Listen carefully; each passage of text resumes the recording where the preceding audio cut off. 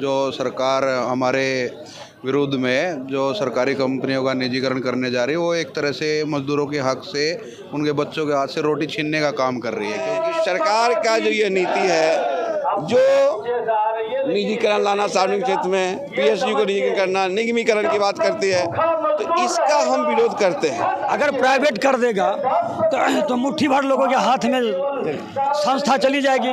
वे मनमौजी करेंगे, 12 घंटा के बदला 16 घंटा काम लेंगे, 10 आदमी की जगह पर 4 आदमी से काम करवाएंगे। मजदूरों का जो है शारीरिक, आर्थिक और मानसिक शोषण होगा। सर गुजरात कोई तरक्की नहीं कर रहा है सर। गुजरात में तो मैं बोलूँ ना कि पूरा सब कुछ प्राइवेट ही है सर।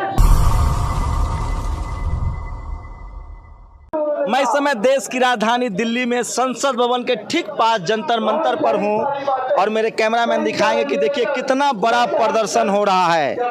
और ये निजीकरण के खिलाफ हमारी मांगे, सार्वजनिक उद्यमों का निजीकरण बंद करो, सरकारी उद्यमों का निजीकरण बंद करो। जो आरएसएस, भारतीय मजदूर संघ, जो आरएसएस का संगठन है, उसका बड़ा प्रदर्शन चल रहा है। ये तस्वीरें दिखा रहा हूँ पूरा आपको, देखिए किस तरह से भारतीय मजदूर संघ जो है एक बड़ा प्रदर्शन कर रहा है। ये देखिए महिलाओं की संख्या बहुत ज़्यादा है, कुर्सियाँ लगी हुई है।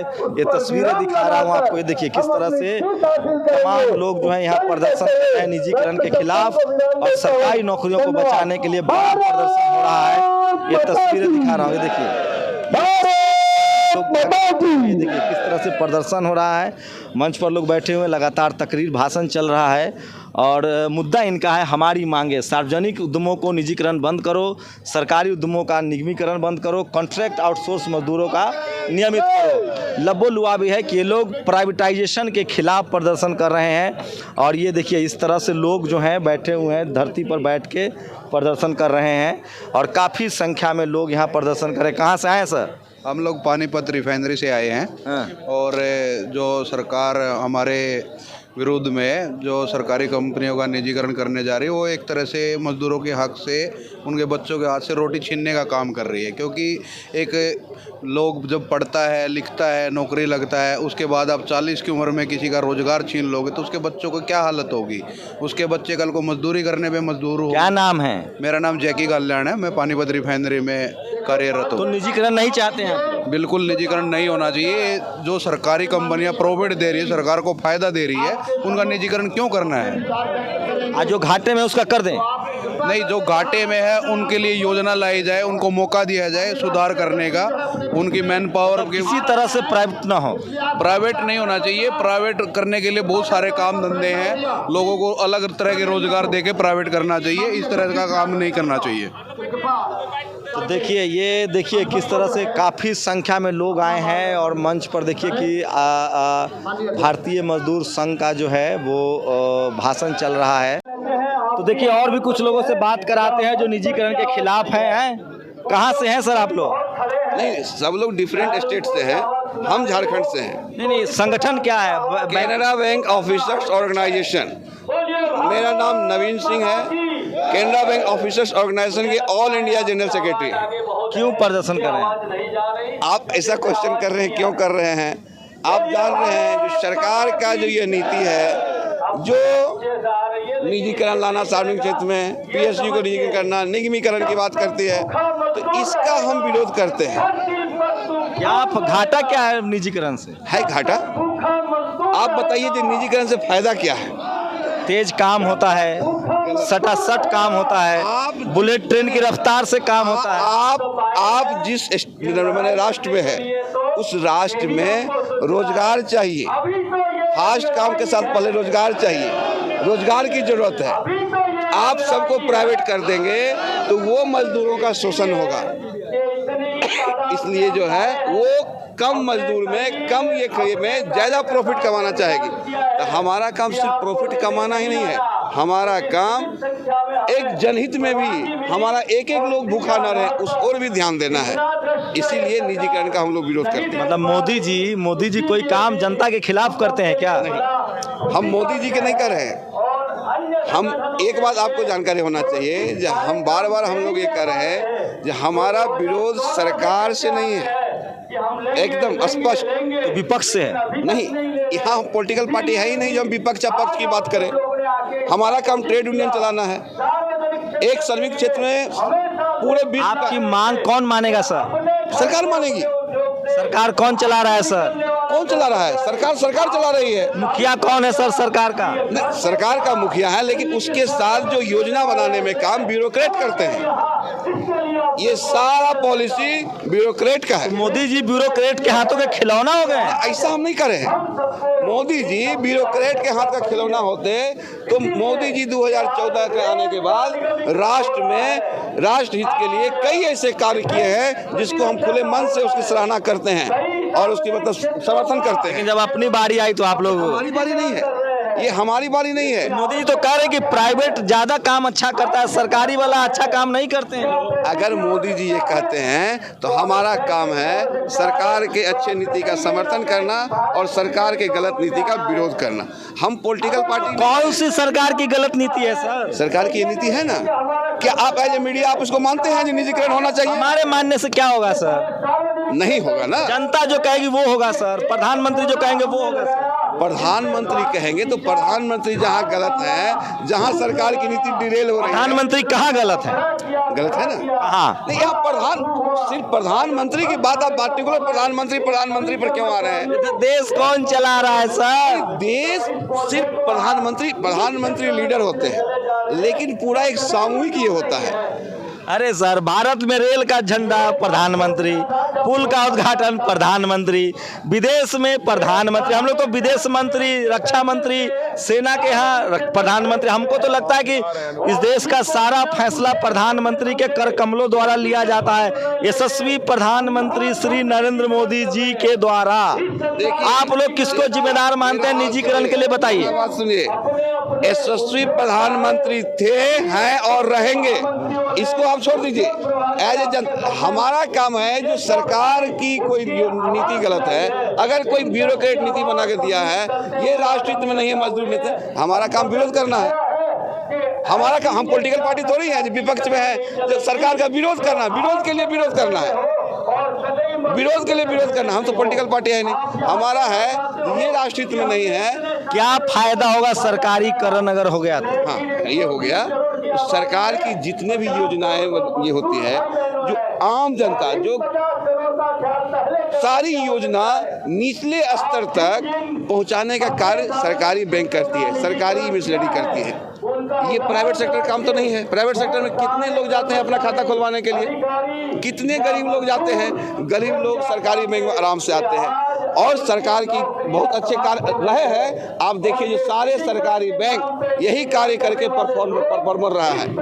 कोई भी मतलब कि मतलब आपको लगता है कि सरकारी नौकरी जरूरी है? क्यों नहीं जरूरी? हाँ भाई, हम कह रहे हैं आपको, देखिए पहले रेल क्या था, प्राइवेट में रेल चल रहा था। 1905 में रेलवे बोर्ड की स्थापना हुई, उसके बाद रेस्ट का राष्ट्रीयकरण हुआ। राष्ट्रीयकरण का मतलब होता है जनता की रेल, सरकार भी जनता की होती है। अगर प्राइवेट कर देगा तो मुट्ठी भर लोगों के हाथ में संस्था चली जाएगी, वे मनमौजी करेंगे। 12 घंटा के बदला 16 घंटा काम लेंगे, 10 आदमी की जगह पर 4 आदमी से काम करवाएंगे। मजदूरों का जो है शारीरिक, आर्थिक और मानसिक शोषण होगा, हैं, बेरोजगारी बढ़ेगी, जनता की मूलभूत समस्याएं की पूर्ति नहीं होगी। सरकार बेनिफिट के लिए नहीं बनती है, सरकार बनती है जनता की समस्याओं का समाधान करने के लिए। अगर रेल का प्राइवेटाइजेशन हो जाए तो आज जो मजदूर क्लास का, हमारा देश जो है मैक्सिमम मजदूर क्लास का देश है, मध्यम वर्ग का देश है। यहाँ गिने चुने लोग धनवान हैं, संपन्न है, बाकी लोग जो हैं गरीब हैं। तो हिंदू राष्ट्र नहीं बनाना है?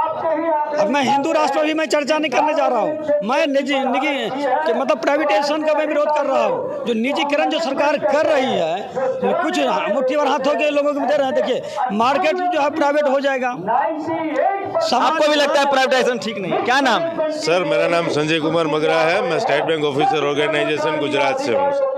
गुजरात में तो पुलिस प्राइवेट है। हाँ, बस मैं वही बोल रहा हूँ कि अगर सरकार इसी तरह हर एक चीज को खानगीकरण, प्राइवेटाइजेशन करना चाहती है तो सरकार खुद को प्राइवेट क्यों नहीं कर देती? खुद को क्यों बेच नहीं देती है? खुद उनके पास, कॉर्पोरेट के पास से सैलरी क्यों नहीं लेती है?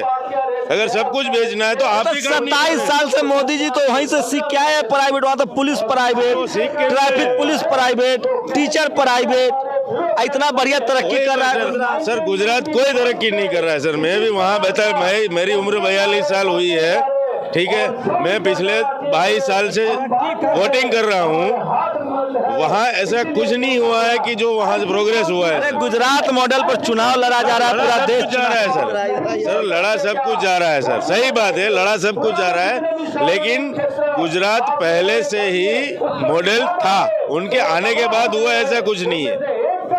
ये मेरा मानना है, मेरा कहना है। काफी लोग मेरे इस वक्तव्य से सहमत नहीं होंगे, लेकिन ये चीज वही है कि अगर आपको प्राइवेटाइजेशन करना है। अच्छा, गुजरात के लोग सुने सरकार के खिलाफ बोलने में बहुत डरते हैं। हाँ सर, क्योंकि डरते इसलिए है कि आए दिन उठा के आपको डाल देते हैं जेल में। सोचिए गुजरात में चुनाव है, नामांकन नहीं करने दिया जा रहा है। आम आदमी पार्टी पहले विधायक को बचाया जाता था, प्रत्याशियों को बचाया जा रहा है। ये गुजरात कहाँ से है? गुजरात में मैं राजकोट से हूँ सर। तो सही में ये गुजरात में तो ट्रैफिक पुलिस, टीचर, पुलिस सब निजीकरण वहाँ तो बहुत बढ़िया चल रहा है। मतलब पहले से उनका रिक्रूटमेंट ही 2500 रुपए में हो रहा था। किसका? टीचर का, कांस्टेबल का, सब लोगों का। फिर अब बढ़ा के उनका 10,000, 12,000, 15,000 के आसपास किया गया है। गुजराती तो खुश है सर, खुश मजा में कोई नहीं है, खुश नहीं है। लेकिन बात यह है कि अगर कुछ नहीं मिल रहा है तो 10,000 में नौकरी कर लेते, ऐसा कर रहे हैं। बात ये हो रही है सर कि अगर 10,000 में आए तो कल 5 साल के बाद हमको 15 मिलेगा। तो वही गुजरात मॉडल लागू कर रहे हैं, तो उसमें दिक्कत क्या है? हाँ, तो मैं वही बोल रहा हूँ कि गुजरात मॉडल सब जगह लागू होगा तो सबकी परेशानी बढ़ जाएगी। पूरे इंडिया को ये चीज समझनी चाहिए कि ये वाला मॉडल लागू नहीं होना चाहिए। गुजरात मॉडल ठीक नहीं है? नहीं है सर, मेरे मानने से ठीक नहीं है। गुजराती माँ? हाँ सर, गुजराती में बोल रहा हूँ। केम छो? बस मजा में छू, लेकिन ये मॉडल ठीक नहीं है। क्या नाम है आपका? सर शैलेंद्र नायक नाम है। शैलेंद्र नायक। एक मिनट रुकिए, अब बात करेंगे। और कहाँ के रहने वाले हैं? सर राजस्थान कोटा से। ये देखिए, आप लोग तो गुजरात मॉडल चाहते थे। सर वो शुरू में ऐसा लगा कि यदि देश की तरक्की वहाँ पर से स्टार्ट हुई है तो बाकी देश भी तरक्की करेगा। धोखा हो गया। लेकिन धोखा हो गया सर, हमारे हिसाब से धोखा हुआ है। अच्छा, ये बोलने में भी डर लग रहा है कि धोखा हो गया। नहीं, बिल्कुल नहीं सर, बिल्कुल नहीं डर लग रहा। डर की कोई बात ही नहीं है सर, जो है वो फैक्ट है। तो क्या करते हैं? मैं सर बैंक में जॉब करता हूँ। लगता है कि बच जाएंगे आप लोग, कल एक्सिस का हिस्सेदारी बिक गई। यही तो डर लग रहा है सर, इसलिए तो हम तो अपनी एसोसिएशन के साथ ये एकता। कितने बैंक थे पहले? अब तो 5 बच गए ना सरकारी। जी हाँ सर, बच गए। 5 ही बचे हैं सर, 5 ही बचे हैं। और बड़ी बड़ी बैंकों को भी खतरा है, जो टॉप बैंक हैं उनको भी बारिश सबकी आएगी। बारी आ सकती है सर, आ सकती है। अभी से सबको एकजुट होकर आवाज़ उठानी चाहिए, तब जो है ये इन सब चीज़ों से हम धीरे धीरे जो है लोगों के अंदर अब एक ताकत और ऊर्जा भर सकेंगे और सरकार के सामने अपनी बात रख सकेंगे। हंसी आ रही है, मुझे हंसी आ रही है। भैया कहाँ हिंदू मुस्लिम, मंदिर मस्जिद, भारत पाकिस्तान चाइना से शुरू हुआ था, अब पेट पर लात पड़ रहा है। पेट पर लात पड़ रहा है तो अब भूत उतर रहा है। सर 6 ग्रेजुएशन जो कर 6 आदमी हिंदू समाज का ग्रेजुएट जो है, तो एक आदमी को नौकरी मिलती है, वो में बड़ी मेहनत करने, बहुत संघर्ष करने पर 50। बताइए, कुछ और बताइए, गुजरात में क्या क्या प्राइवेट है? सर गुजरात में तो मैं बोलूँ ना कि पूरा सब कुछ प्राइवेट ही है सर। आपको कोई भी काम करवाने के लिए जब तक आप घूस ना देवे नहीं होता है। इस बार क्या होगा गुजरात में? सर स्टेट गवर्नमेंट के सारे डिपार्टमेंट के एम्प्लॉय अपोज में है, लेकिन आएंगे तो मोदी। आने की बात नहीं, वो पता नहीं है अब क्या होता है, किस तरह से होता है वो पता नहीं है, लेकिन विरोध में सब लोग हैं। चपरासी से लेके कलेक्टर तक, कांस्टेबल से लेके जज तक, मजदूर से लेके किसान तक, सब लोग उसके विरोध में हैं, क्योंकि सबको परेशानी है। सर पहले किसानों की दवाइयाँ, खाद, उसके जो खेती में जो साधन लगते थे उसमें टैक्स नहीं था, उसमें भी जीएसटी डाल दिया है। तो हर एक चीज में लूट मची हुई है, सब विरोध में है, लेकिन पता नहीं क्या हो रहा है कि वोट उनको कैसे मिल रहा है। अब वो ढूंढने की जिम्मेदारी मीडिया की है। हाँ, मीडिया के हैं, मीडिया सबसे बड़ा जिम्मेदार है। तो गुजरात मॉडल का सुन लिए? सर गुजरात मॉडल का सुना है मैंने इनसे, और देखना बाकी है या देख रहे हैं? अब देख रहे हैं, सुनकर अब देख रहे हैं, और उस देखकर ये रैली भी हो रही है, ताकि जो है पूरे देश तक ये एक आवाज़ उठे और लोग जागृत हों और जो सच है उसको समझें। सच को समझना जरूरी है सर। सोचिए, टीवी अखबार को जैमर लगा दिया गया है, यहाँ कोई टीवी अखबार नहीं है, तो आरएसएस का प्रदर्शन है, भारतीय मजदूर संघ, उसके बाद भी इसकी कवरेज नहीं है। हाँ सर, पिछले 15-20 दिनों में गुजरात के इलेक्शन के चलते कांग्रेस के कुछ नेताओं को खरीदा भी गया इसी इलेक्शन की वजह से सर। मतलब 10 दिन पहले इलेक्शन के एक अनाउंस होने के एक दिन पहले कांग्रेस के दो चालू विधायक। 22 साल से बीजेपी है, अभी गुजराती सबसे ज्यादा बोल रहे हैं कैमरे पर, गुजरात में सबसे ज्यादा बात हो रही है। तो ये जंतर मंतर पर प्रदर्शन था निजीकरण के खिलाफ, और प्रदर्शन करने वाला और कोई नहीं है। ये देखिए, ये भारतीय मजदूर संघ है जो आरएसएस की संस्था है, और ज्यादातर सवर्णों की संख्या है जो निजीकरण के खिलाफ प्रदर्शन कर रहे हैं। और ये थे गुजरात मॉडल के शख्स जो गुजरात मॉडल बता रहे थे। आप कहाँ से हैं? सर मैं बिहार से हूँ साहब। ये बिहार से थे और ये राजस्थान से थे, और ये तीनों सरकारी कर्मचारी हैं, पढ़े लिखे लोग हैं, इसलिए कहता हूँ बारिश सबकी आएगी। लेकिन भारत में डेमोक्रेसी की जड़ें गहरी है, डेमोक्रेसी है, संविधान है, आपको अधिकार है अपनी बात रखने का। पूरी बातचीत पर आप लोग अपनी प्रतिक्रिया जरूर दीजिए। शंभू कुमार सिंह, IIN, जंतर मंतर, दिल्ली।